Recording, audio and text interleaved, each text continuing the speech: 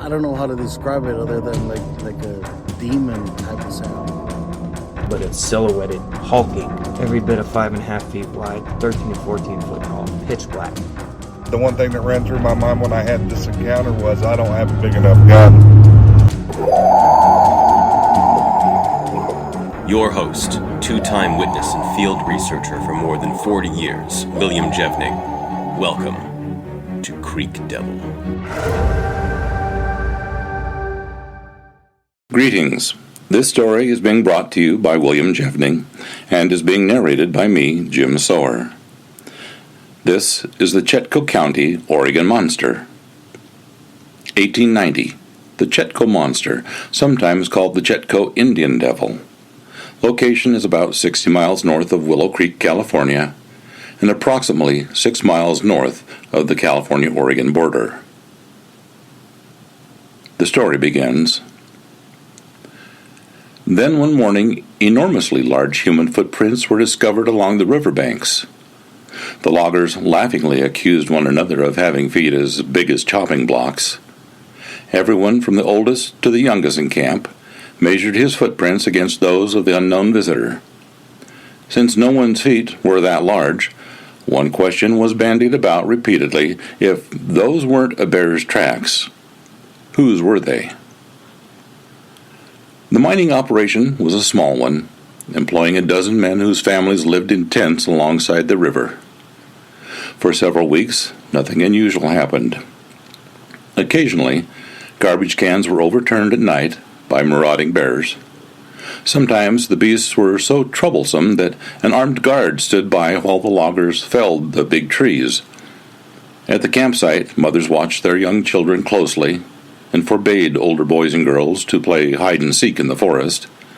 Even when they swam in the shallow river, an adult kept a sharp lookout for bears.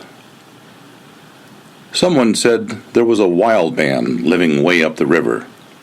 He was an irritable old devil who threatened to shoot anyone who approached his cabin. No matter how bad the weather was, he never wore a hat or boots. He was always bareheaded and barefooted. Barefooted? Well, then the tracks were his. With the mystery solved about the tracks, the people were happy and they promptly forgot them. But several nights later, the sound of eerie whistling and angry shrieks awakened them. In every tent, men bounded out of bed and grabbed their guns, assuming there was a wounded bear nearby. No one lighted a lamp for fear of attracting the beast, and frightened children were warned not to cry. The spine-chilling noises went on and on. Sometimes they seemed close by, other times from the direction of the road or the river, but finally the sounds faded into the distance, and quiet returned to the dark campsite. At daybreak, the men gathered to talk. They debated whether it was a bear or a mountain lion. To satisfy themselves and ease their families' worries, a half-dozen men searched about for bear or mountain lion tracks. They found no mountain lion spoor at all and no fresh bear tracks. However, at the edge of the clearing beyond the first stand of trees and dense undergrowth, they came upon more of the giant-sized human footprints. The men debated whether it was the old recluse. They agreed they had to catch the demented man before he killed someone. So, as quietly as possible, the search party backtracked along the line of footprints.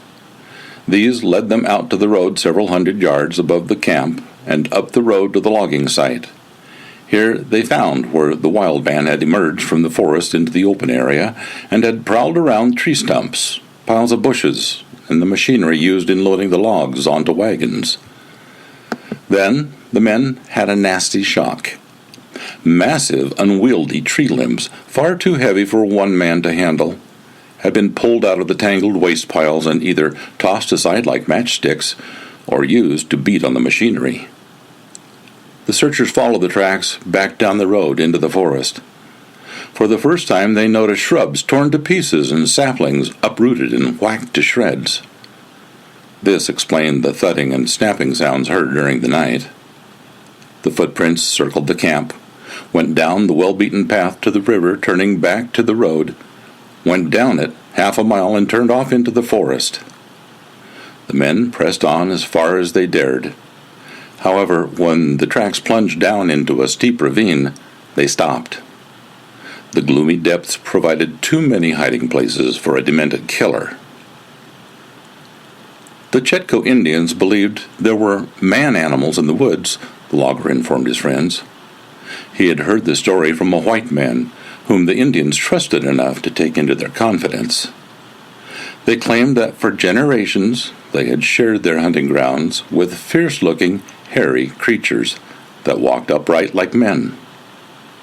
The strange beings were not human, nor animal, neither friendly nor hostile.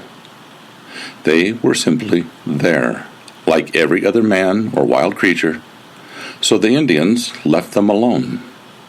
But very late, on the third night, the frightening sounds were once again heard faintly from far off in the woods.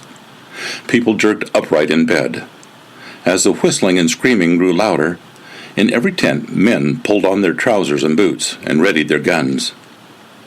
Obviously, the night howler was coming closer and closer. When he seemed only 50 feet away, one man took desperate action. Hastily fashioning a torch of oily rags and kindling, he set fire to it. Torch in one hand, rifle in the other, he raced into the woods. Meantime, the man's wife called for help. Within minutes, several men stumbled toward her in the darkness. They groaned when they learned that their comrade had gone into the woods alone. None hesitated to follow, but minutes passed while one dashed off to fetch a lantern and others supplied themselves with extra cartridges. Finally, the party headed into the forest in the direction from which the awful sounds were heard. They had covered only a short distance when the whistling and the shrieking stopped. The men halted and listened. There was a long silence, then an outburst of bestial yowling followed by human screams. Thinking their friend was being attacked, the men fought through the undergrowth, the man with the lantern in the lead. Moments later, their comrade appeared and collapsed in their arms. At first, he was too terrified to speak. His companions fired their guns to drive off the howler, and then waited patiently for the poor man to gasp out the details. He said that by torchlight he had followed the line of giant-sized footprints and suddenly came upon a huge creature covered with hair. A bear? No, an ape, a monstrous ape, 7 or 8 feet tall, 2 axe handles wide across the shoulders. One axe handle measured 25 inches, so approximately 50 inches wide at the shoulders, or approximately there, with beady yellow eyes and bared teeth. The torchlight must have blinded it because it stood back stock still and one hand shading its eyes. Then it let out a tremendous roar. The man hurled his torch into his face, but instead of shooting at it, the frightened man had run screaming toward the camp. While his companions did not doubt his word, they asked anxiously if he was sure the beast was an ape. Yes, he was positive. It really looked like an ape? Yes, an ape. Did it have fangs? You bet. Claws? The man said sarcastically that he hadn't stayed around long enough to study the brute. But after thinking it over, he said it had hands like a man, only twice as large and covered with hair right down to the fingernails. After that, they all decided to return to camp. After much discussion, the loggers agreed to take turns standing guard day and night until the ape was captured or shot. 2 men would patrol the campsite on 2-hour watches, while the rest worked or slept. Since women present knew how to handle a gun, their assistance during the daylight hours was welcomed. The older boys and girls offered to gather firewood so that large fires could be kept blazing all night. Nothing unusual happened during the day or the early night hours, but the 2 whose turn came about 2 a.m. asked the men they were to relieve to stand by. They wanted to slip into the woods and really search for the ape. Reluctantly, The one patrol agreed to stand by while their relief party set out on their ape hunt. The hunters carried a small lantern because without some light they could not follow any tracks. But they were careful to keep the light at ground level.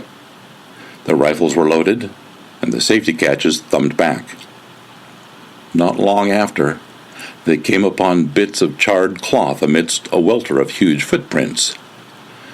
This must be where their friend had thrown his torch at the monster. Yes, there were his boot marks.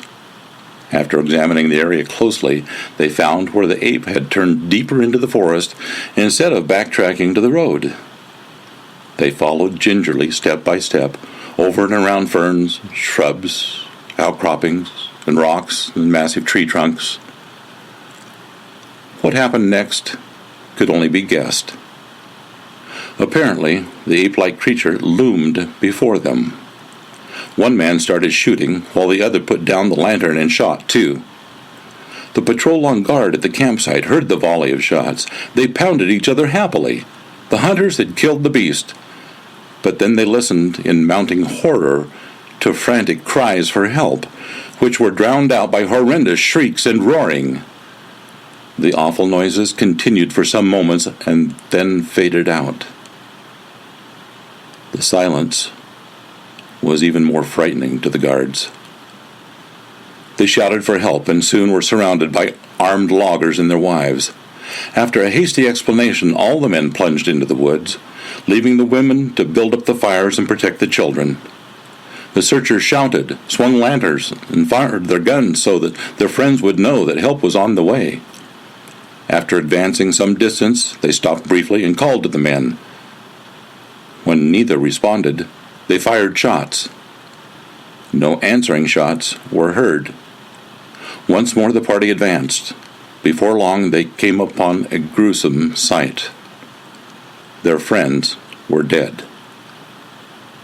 Judging from the bloodstains, their bodies had been slammed against tree trunks and torn to pieces. A trail of blood-smeared footprints led off into the forest. The beast obviously had been wounded, but no man present was willing to track it through the dark forest. Some did volunteer to gather up the remains of their unfortunate comrades, while others returned to camp for blankets and to break the sad news. Within 24 hours, the campsite was deserted. The logging operation was moved to another location. A professional hunter with trained hounds was hired to assist hunters in tracking down the savage beast. It was never captured, nor its voice ever heard again. The most people could hope for was that it had crawled into a well-hidden lair and died. This is the end of the reading. Thank you for listening. Thanks for listening to this episode of Creek Devil. If you or anyone you know has had an encounter with these creatures, please contact us at williamjevning@yahoo.com. That's William, Jevning, @yahoo.com. All communication is confidential. Join us for another program next week. And until then, keep your eyes open out there.